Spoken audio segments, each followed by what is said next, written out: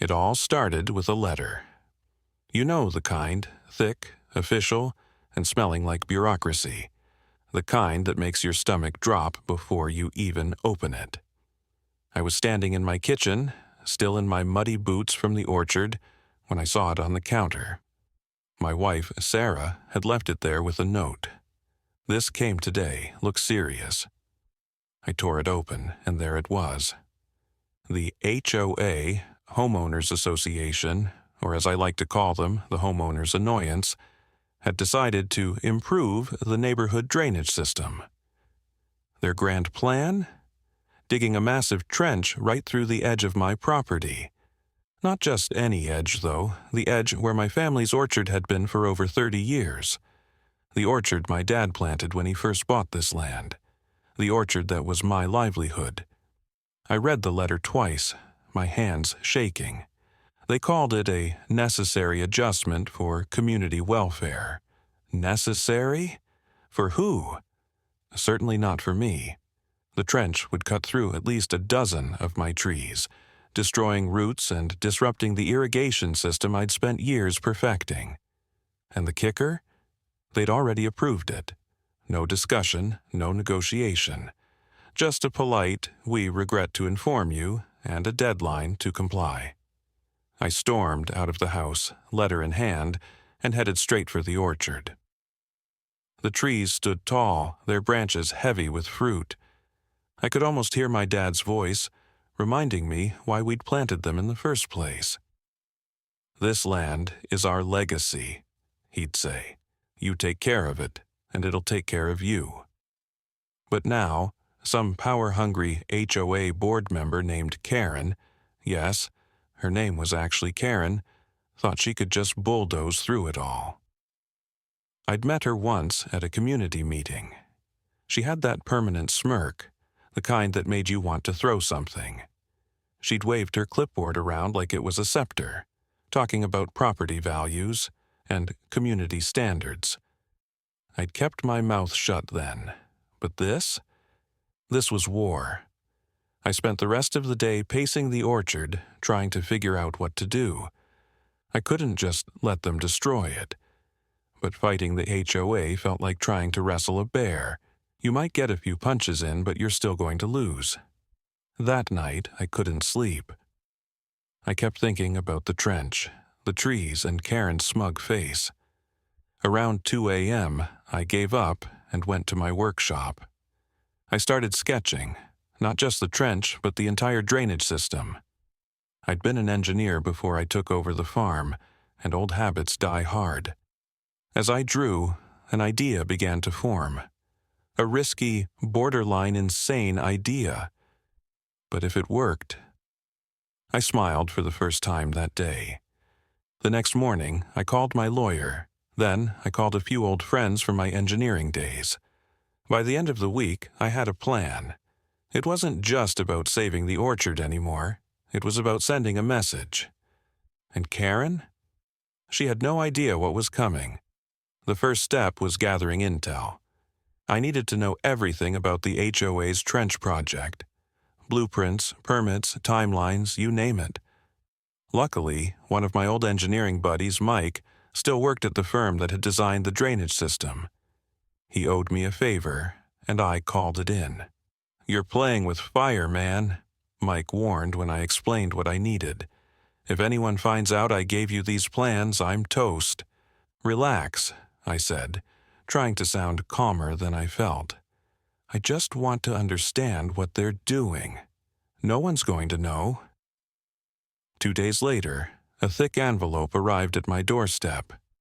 Inside were the full schematics of the HOA's drainage project. I spread them out on my workshop table, my heart racing as I studied the details. The trench was bigger than I'd thought. Deeper, wider, and with a slope that would funnel water straight into the lower parts of the neighborhood. That's when it hit me. The HOA's plan wasn't just flawed. It was a disaster waiting to happen. The trench was designed to redirect stormwater away from the higher-end homes, Karen's included, and dump it into the lower-lying areas. Areas like mine. But what if I could tweak their design, just a little, enough to turn their solution into their problem? I spent the next few nights working on my own set of blueprints. I didn't need to change much, just a few adjustments to the slope and a couple of strategically placed barriers. If I did it right, the water would flow back uphill, right into the heart of the neighborhood. Of course, I couldn't do it alone. I needed help. That's where my neighbor Carl came in. Carl was a retired contractor with a grudge against the HOA that ran deeper than mine. They'd fined him $500 for painting his mailbox the wrong shade of beige. When I told him my plan, he didn't even hesitate. "When do we start?" he asked, a gleam in his eye. "Tonight," I said. We waited until after midnight when the neighborhood was quiet. Armed with shovels, a few bags of concrete, and a case of beer, we got to work. It wasn't easy digging in the dark, trying to stay quiet and praying no one would notice. But by sunrise, it was done. The next morning, I stood at the edge of the orchard, looking at our handiwork. To the untrained eye, nothing looked different, but I knew better. The trench was no longer their weapon, it was mine. A few days later, the HOA's contractors arrived to start digging. Karen was there, of course, clipboard in hand, barking orders like a general. I watched from a distance, my stomach in knots. What if I'd miscalculated? What if they noticed the changes? But they didn't. They dug the trench exactly where I'd planned, exactly how I'd planned. And when they were done, Karen stood at the edge, smiling like she'd just saved the world. Little did she know, she'd just signed her own downfall. The first rainstorm hit a week later. I remember sitting by the window, watching the dark clouds roll in. The weather forecast had predicted heavy rainfall, and I could feel the tension in the air. Sarah was in the kitchen, humming to herself as she baked cookies, completely unaware of what was about to happen. I hadn't told her about my plan, partly because I didn't want to worry her, and partly because I wasn't sure it would even work. The rain started slow, just a gentle patter on the roof, but within an hour it was coming down in sheets. I grabbed my raincoat and headed outside, my boots sinking into the mud as I made my way to the orchard. The trench was already filling up, just as I'd predicted. Water rushed down the slope, pooling at the base of the trench before flowing back uphill, exactly where I'd redirected it. I stood there, soaked to the bone, watching as the water crept closer to the neighborhood. It was surreal, like watching a slow-motion train wreck. Part of me felt guilty. Okay, a big part of me felt guilty. These were my neighbors after all. But then I thought about Karen's smug face, about the way she'd dismissed my concerns like they were nothing. And I reminded myself they'd brought this on themselves. By the time I got back to the house, my phone was buzzing nonstop.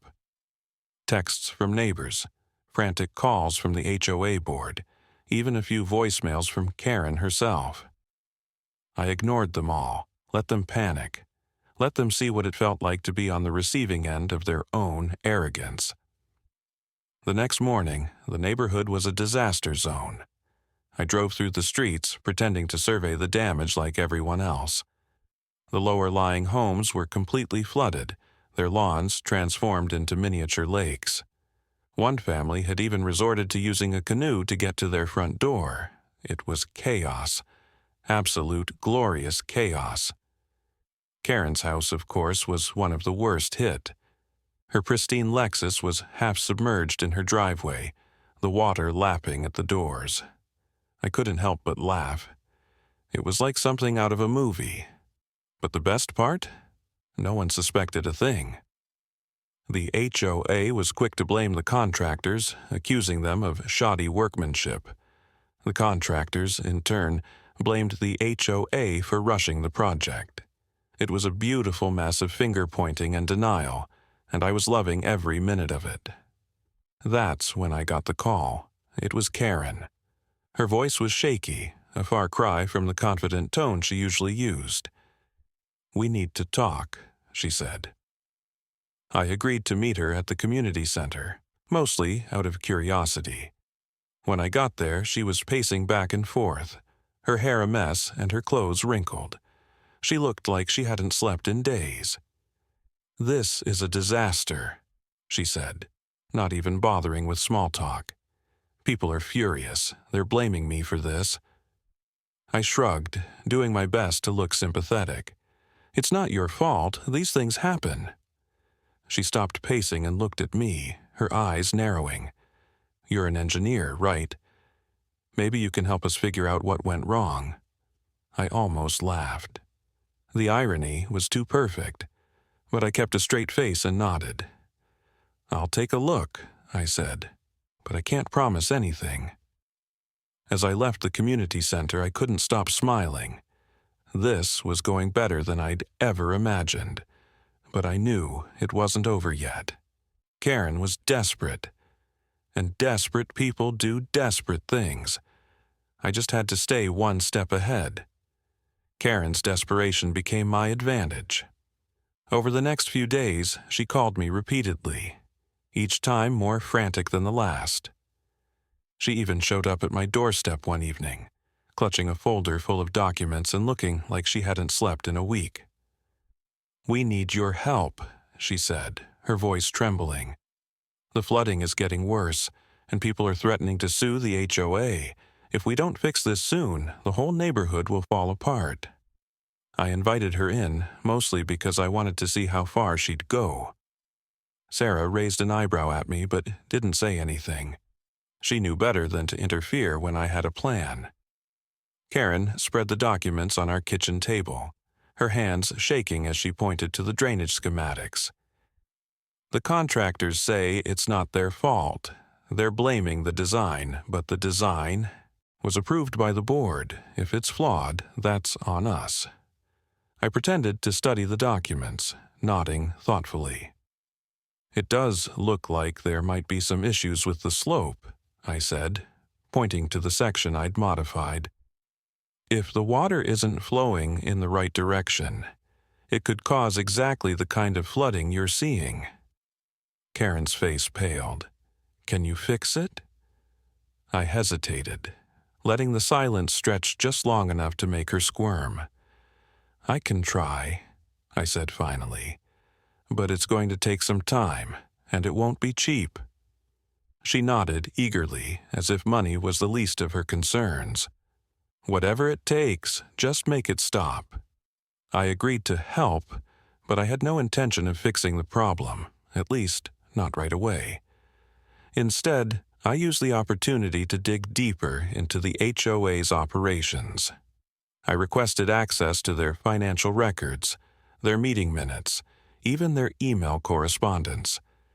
Karen was so desperate that she handed over everything without question. What I found was shocking. The HOA had been mismanaging funds for years. They'd overcharged homeowners for maintenance fees, skimmed money from community projects, and even taken kickbacks from contractors.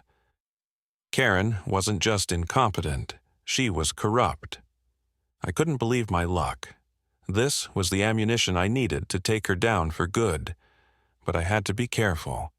If I exposed the corruption too soon, Karen might find a way to cover her tracks. I needed to time it perfectly to make sure she had no way out. In the meantime, I continued to play the role of the helpful engineer. I submitted a proposal to fix the drainage system, complete with a detailed timeline and a hefty price tag. Karen approved it without hesitation, too panicked to question the details. The real twist came a few days later, when I received a call from one of the homeowners.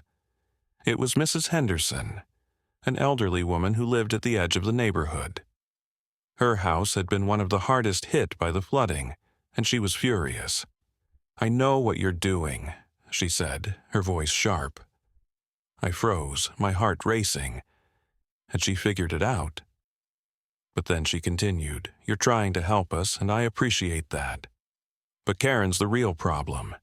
She's been running this HOA into the ground for years. If you really want to fix things, you need to take her down." I let out a breath I didn't realize I'd been holding. "I'm working on it," I said. Mrs. Henderson's call gave me an idea. If I could rally the homeowners against Karen, I wouldn't have to fight this battle alone. I started reaching out to other residents, quietly sharing what I'd learned about the HOA's corruption. It didn't take long for the whispers to turn into shouts. By the end of the week, the neighborhood was in open revolt. Homeowners were demanding Karen's resignation, threatening lawsuits, and even talking about disbanding the HOA altogether. Karen was scrambling to contain the fallout, but it was too late. The tide had turned, literally and figuratively. And then, just when I thought things couldn't get any better, I got another call. This time, it was from the local news. "We've been hearing some interesting stories about your HOA," the reporter said. "Would you be willing to go on the record?" I smiled. This was it, the final piece of the puzzle. But I knew better than to celebrate just yet. Karen was cornered, and cornered animals are the most dangerous. I had to be ready for whatever she threw at me next. The news segment aired 2 days later, and it was everything I'd hoped for. The reporter had done her homework, digging into the HOA's financial mismanagement and exposing Karen's corruption for the whole town to see. By the time the segment ended, Karen's reputation was in shambles. The fallout was immediate. Homeowners flooded the HOA's office with angry calls and emails, demanding answers. A petition started circulating, calling for Karen's resignation and a complete overhaul of the board.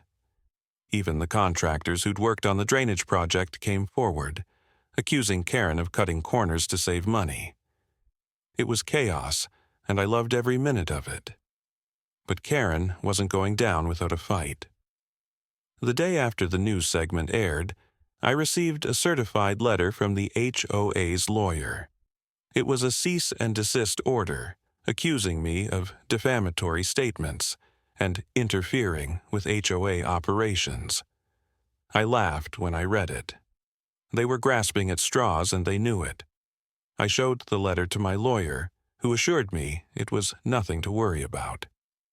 "They're trying to intimidate you," he said, "but they don't have a leg to stand on. Everything you've done is above board." Still, I couldn't shake the feeling that Karen had something else up her sleeve. She was too desperate, too cornered to just roll over and accept defeat. I didn't have to wait long to find out what it was. That evening, as I was working in my workshop, I heard a knock at the door. It was Carl, my neighbor and partner in crime. He looked nervous, which was unusual for him. "We've got a problem," he said, stepping inside. "What kind of problem?" He handed me a piece of paper. It was a notice from the HOA informing me that my property was in violation of several community guidelines. According to the notice, my orchard was an eyesore, and my workshop was a safety hazard. They were giving me 30 days to fix the issues or face fines and legal action. I stared at the notice, my blood boiling. This was Karen's last-ditch effort to retaliate. She couldn't beat me, so she was trying to bury me in bureaucracy. "What are you going to do?" Carl asked. I smiled, though it was more of a grimace. "I'm going to fight back." The next morning, I called a meeting with the other homeowners. We gathered at Mrs. Henderson's house where I laid out my plan. It was simple. If the HOA wanted to play dirty, we'd play dirtier. We started by organizing a formal recall petition to remove Karen and the rest of the board. Then we reached out to the local media again, this time with even more evidence of the HOA's corruption. We even started a social media campaign using the hashtag #HOA Horror Stories to share our experiences and rally support. The response was overwhelming. Within days, our story went viral. People from all over the country were sharing their own HOA horror stories, and the pressure on Karen and the board became unbearable, but Karen still didn't back down. A week later, I received another letter. This one was handwritten, and it wasn't from the HOA, it was from Karen herself. "Meet me at the community center tonight," it said. "We need to talk, alone." I wasn't sure what to expect, but I knew I couldn't ignore it. Karen was desperate, and desperate people do desperate things. That night, I drove to the community center, my mind racing with possibilities. Was she going to threaten me, beg me to stop, or was this some kind of trap? When I arrived, Karen was waiting for me inside. She looked exhausted, her usual polished appearance replaced by dark circles and unkempt hair. "You win," she said, her voice barely above a whisper. I raised an eyebrow. "What do you mean?" "I'll resign," she said. "I'll step down from the board and leave the neighborhood, but only if you call off the media and stop the petition." I stared at her, trying to gauge if she was serious. She looked defeated, but there was still a flicker of defiance in her eyes. "Why should I trust you?" I asked. She sighed, running a hand through her hair. "Because if you don't, I'll make sure you regret it. I still have friends in high places, and I'm not afraid to use them." It was a threat, but it was also a confession. Karen was out of options, and she knew it. I thought about it for a moment, then nodded. "Deal, but on one condition." "What?" "You leave the neighborhood for good, no more HOAs, no more power trips, just go." She hesitated, then nodded. "Fine." As I left the community center, I couldn't help but feel a sense of satisfaction. Karen was done, and the HOA was next, but as I got into my car, I noticed something strange. A black SUV was parked across the street, its engine running. I couldn't see the driver, but I had a feeling they were watching me. I shook off the unease and drove home, telling myself it was nothing. But deep down, I knew this wasn't over. Karen might have been defeated, but she wasn't the only enemy I had to worry about. The black SUV stayed in my mind long after I got home. I tried to brush it off as paranoia, but something about it felt off. Karen had threatened me, and while she was desperate, I couldn't shake the feeling that she wasn't working alone. Someone else was pulling strings, and I needed to figure out who. The next morning, I decided to dig deeper. I started by reviewing the HOA's financial records again, looking for anything I might have missed. It didn't take long to find something suspicious. Buried in the expenses was a series of payments to a company called Green Valley Land Management. The name sounded innocuous enough, but when I looked it up, I hit a dead end. No website, no address, no phone number. Just a P.O. box in the next town over. That was my first red flag. I called Carl and asked him to meet me at my workshop. When he arrived, I showed him what I'd found. "This doesn't make sense," he said, frowning at the documents. "Why would the HOA be paying a company that doesn't exist?" "Exactly," I said. "I think it's a shell company. Someone's using it to funnel money out of the HOA." Carl's eyes widened. "You think Karen's involved?" "Maybe," I said. "But I don't think she's the mastermind. She's not smart enough to pull this off on her own." We spent the next few hours digging through the records, trying to connect the dots. The more we looked, the more suspicious it became. The payments to Green Valley Land Management had started years ago, long before Karen became president of the HOA. Whoever was behind this had been at it for a while. That's when I remembered something. "The drainage project," I said, turning to Carl. "Who approved the contractors?" He frowned. "I don't know. Why?" "Because if someone's been skimming money from the HOA, they'd want to control who gets hired for big projects like that."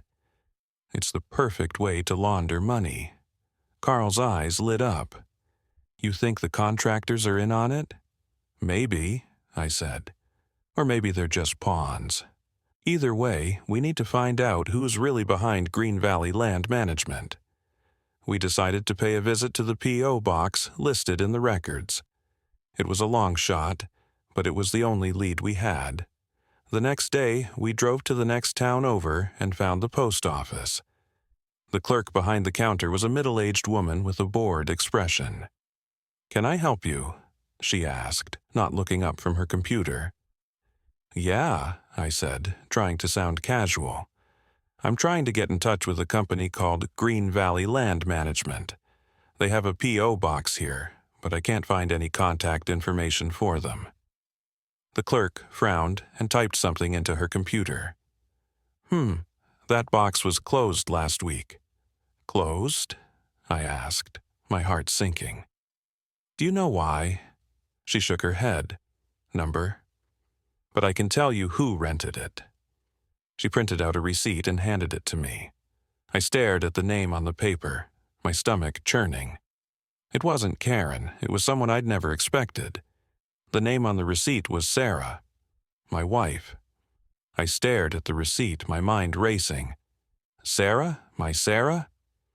It didn't make sense. She'd never mentioned anything about a company, let alone one tied to the HOA. And why would she be involved in something like this?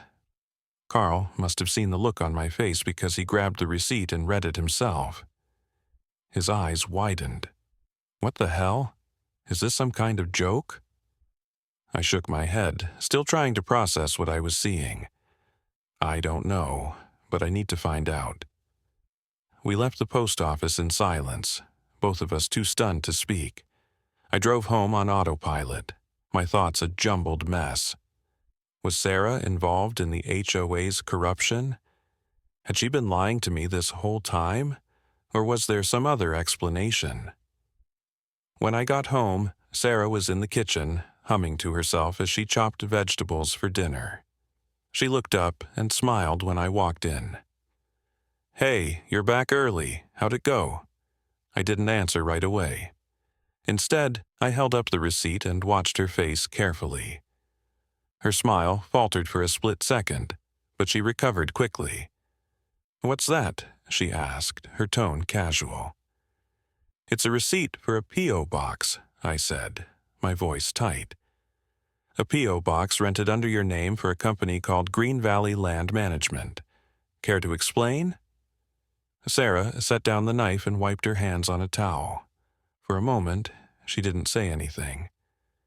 Then she sighed and gestured to the living room. "We should talk." We sat down on the couch and Sarah took a deep breath. "Okay, here's the truth. I didn't want to tell you because I knew you'd freak out. But yes, I rented that P.O. box. And yes, I've been working with the HOA." I stared at her, my heart pounding. "Why? Why would you do that?" "Because I was trying to protect us," she said, her voice rising. "Do you have any idea how much money we've lost because of the HOA's mismanagement? The fines, the fees, the constant harassment. I couldn't just sit back and do nothing." "So you decided to, what, embezzle money from them?" "No," she snapped. "I wasn't embezzling anything. I was gathering evidence. I knew Karen and the rest of the board were corrupt, but I couldn't prove it. So I created Green Valley Land Management as a way to track their payments. I wanted to expose them, not join them." I leaned back, trying to process what she was saying. It made sense in a twisted way. Sarah had always been the type to take matters into her own hands. But still, "Why didn't you tell me?" I asked. She looked down at her hands. "Because I knew you'd try to stop me. You're always so careful, so by the book. I didn't want to drag you into something that could backfire." I didn't know whether to be angry or impressed. On one hand, she'd gone behind my back and taken a huge risk. On the other hand, she'd been trying to protect our family. "So what now?" I asked. Sarah looked up, her eyes determined. Now, we finish what I started. I've got enough evidence to take down the entire board. But we need to move fast. Karen's already suspicious, and if she figures out what we're doing, she'll destroy the evidence. I nodded slowly, my mind racing. This changed everything. If Sarah was right, we had a chance to not only expose Karen, but also dismantle the HOA for good. But it was risky. One wrong move and we could lose everything. All right, I said finally. Let's do it. But we're doing it together this time. No more secrets. Sarah smiled, relief flooding her face. Deal. We spent the rest of the evening going over the evidence Sarah had gathered. It was damning. Bank, statements, emails, even recordings of board meetings where Karen and the others discussed their schemes. It was more than enough to bring them down. But as I looked through the files, something caught my eye. A name I didn't recognize, mentioned in one of the emails. "Who's Victor?" I asked, pointing to the screen. Sarah frowned. "I don't know. He's mentioned a few times, but I haven't been able to figure out who he is. Why?" I leaned back, my mind racing. Because if Karen's not the mastermind, maybe he is. The next morning, I decided to dig deeper into Victor. I started by searching his name online, but nothing came up. Then I tried cross-referencing the email address with other records. Still nothing. It was like he didn't exist. But then I remembered the black SUV, the one that had been parked outside the community center. What if Victor was connected to that? What if he was the one pulling the strings? I called Carl and filled him in. He agreed to help me investigate, and we spent the next few days tracking down leads. It wasn't easy. Victor was clearly good at covering his tracks, but we eventually found something. A phone number. It was buried in one of the emails, listed as a contact for urgent matters. I hesitated before dialing it, my heart pounding. The phone rang twice before someone picked up. "Hello?" a deep voice said. I froze, not sure what to say. Then I took a deep breath and spoke. "Is this Victor?" There was a long pause. Then the voice said, "Who's asking?" I hung up, my hand shaking. Whoever Victor was, he was real, and he was dangerous. But I wasn't going to back down, not now. The phone call with Victor left me rattled. His voice was calm, almost too calm, and it sent a chill down my spine. Whoever he wasn't someone to take lightly. I knew I had to be careful, but I also knew I couldn't stop now.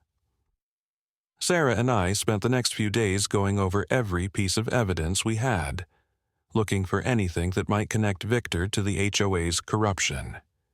It was slow, tedious work, but we eventually found something. A series of payments from Green Valley Land Management to a shell company in the Cayman Islands. The company was registered under the name VM Holdings, and the initials were too much of a coincidence to ignore. "Victor must be behind this," Sarah said, pointing to the screen. "He's the one funneling money out of the HOA." I nodded, my mind racing. "But why? What's his endgame?"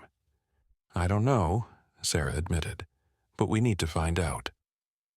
We decided to dig deeper into VM Holdings. It wasn't easy. Offshore companies are notoriously hard to trace, but with some help from Carl and a few favors called in, we managed to uncover a name. Victor Marquez.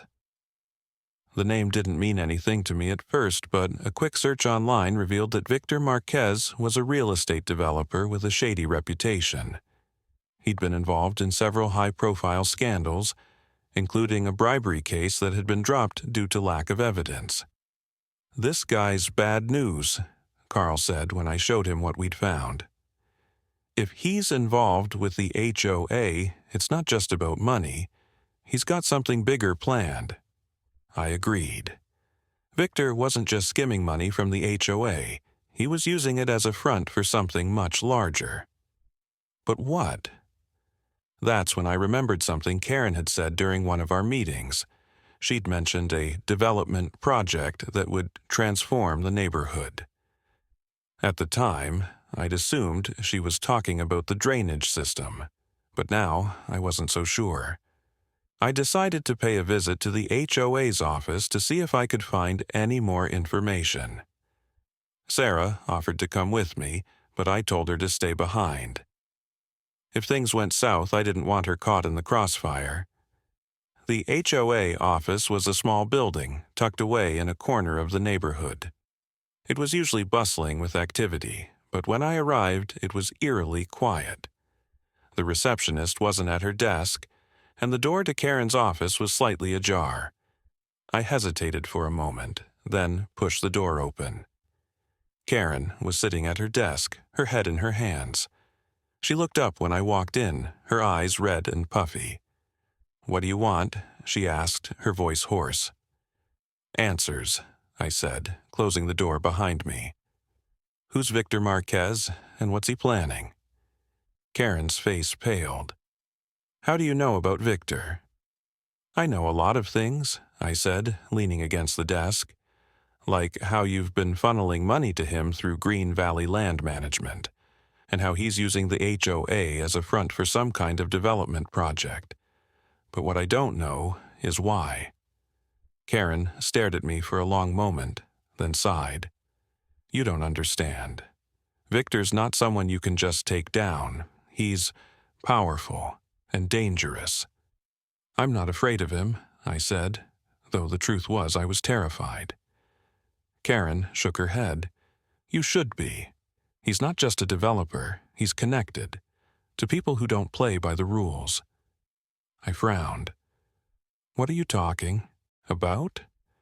She hesitated, then reached into her desk drawer and pulled out a file. "Here, take it, but don't say I didn't warn you." I opened the file and skimmed through the documents inside. They were blueprints for a massive development project. A shopping mall, luxury apartments, and a parking garage. The proposed location? Our neighborhood. "This is what Victor's planning," Karen said. "He's been buying up properties through shell companies, and he's using the HOA to drive out anyone who won't sell. The drainage project, that was just the beginning.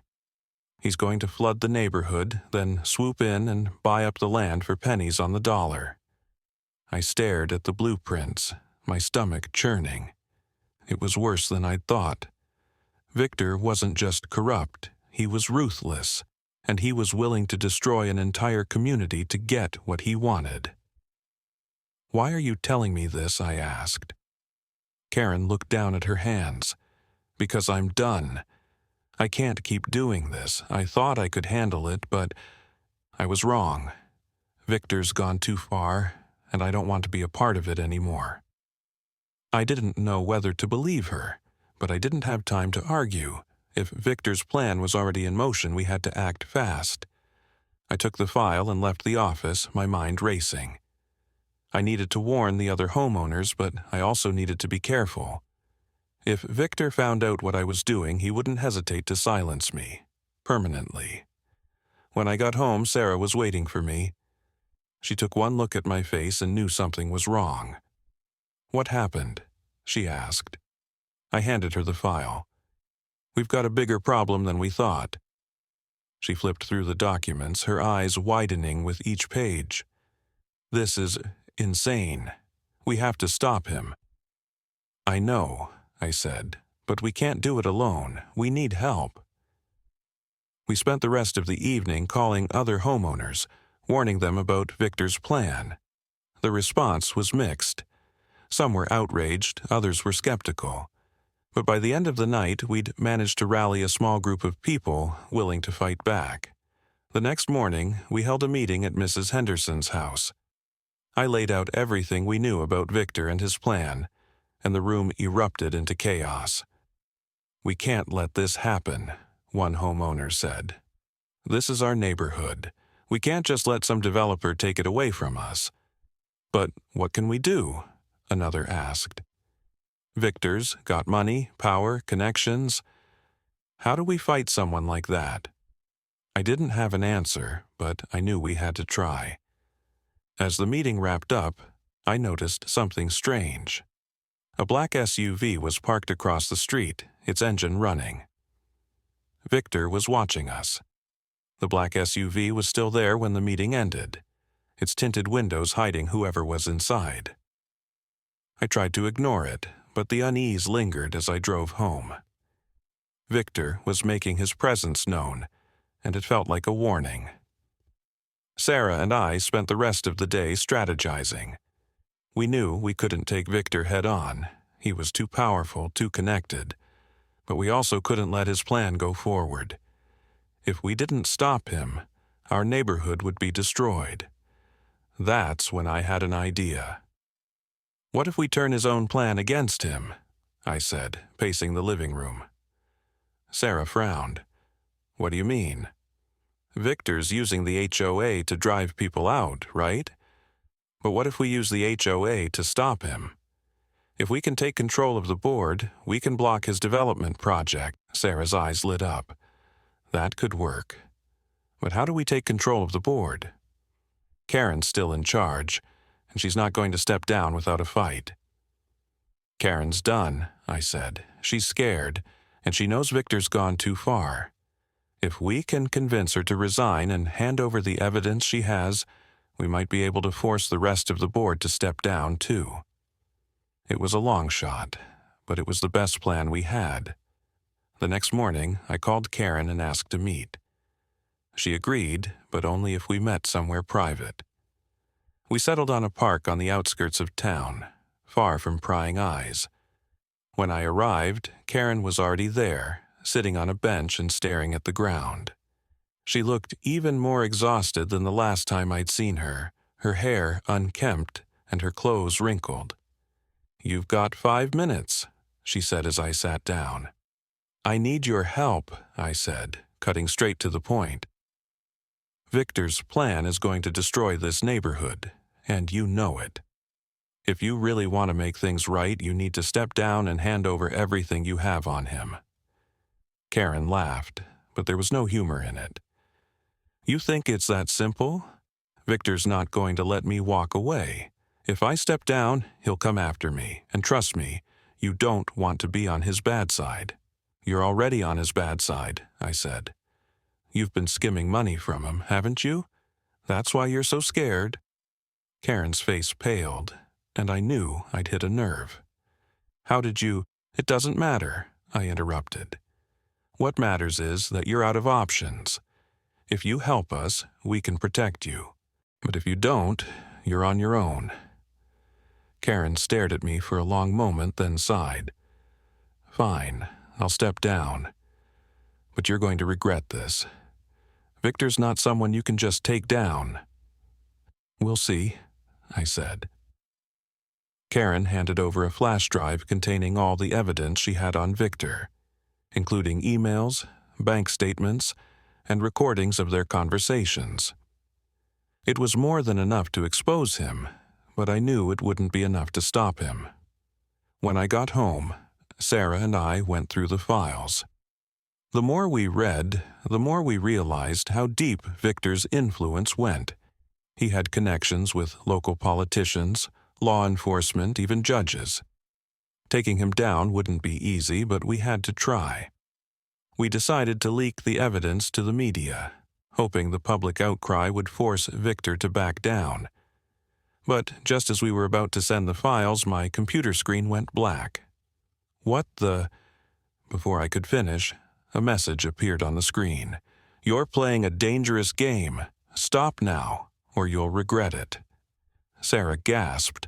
"How did he—" "He's watching us," I said, my heart pounding. "He's been watching us this whole time."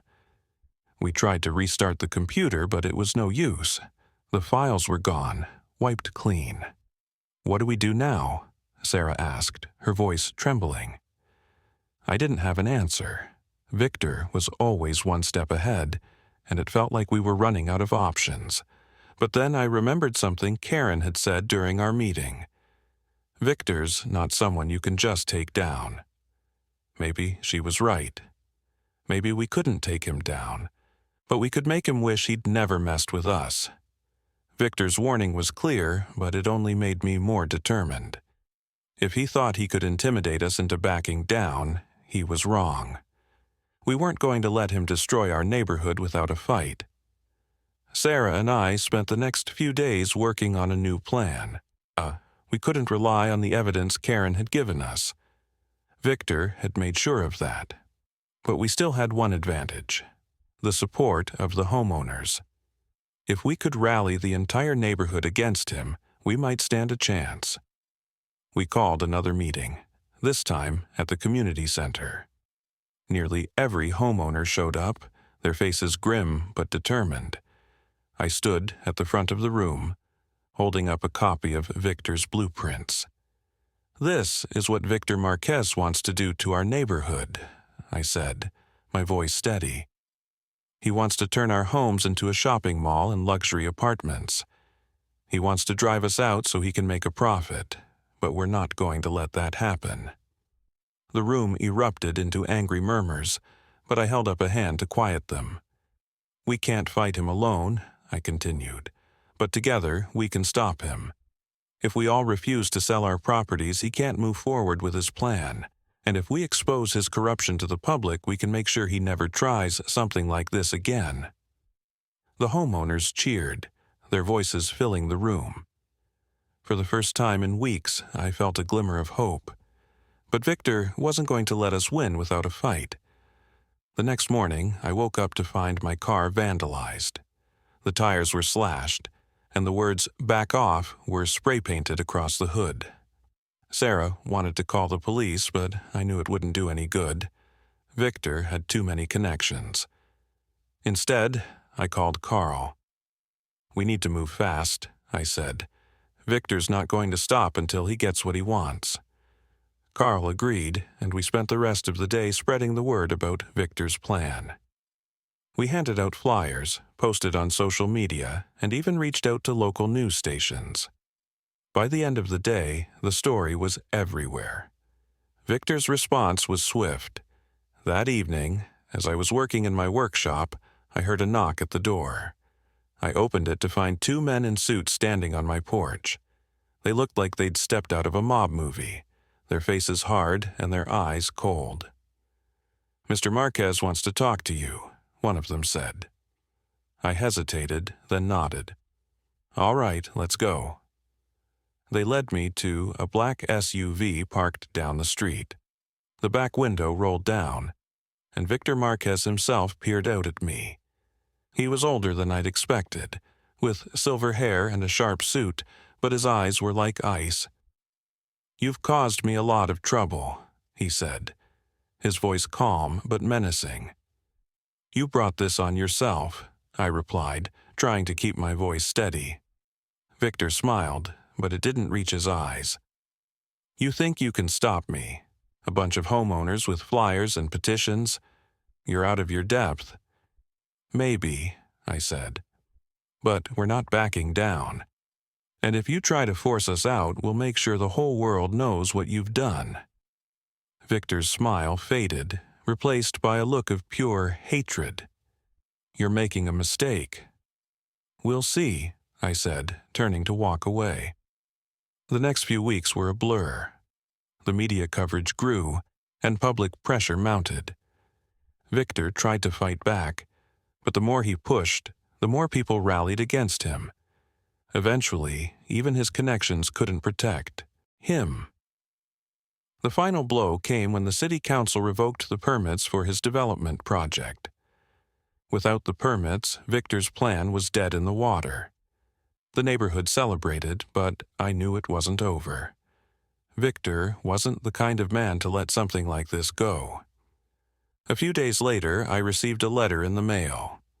It was from Victor, and it contained only one sentence: "This isn't over." I crumpled the letter and threw it in the trash. Victor could threaten me all he wanted, but he'd underestimated us, and that was his biggest mistake. As I stood in my orchard, watching the trees sway in the breeze, I felt a sense of peace. We'd fought for our home, and we'd won. But I knew one thing for sure. If Victor ever came back, we'd be ready.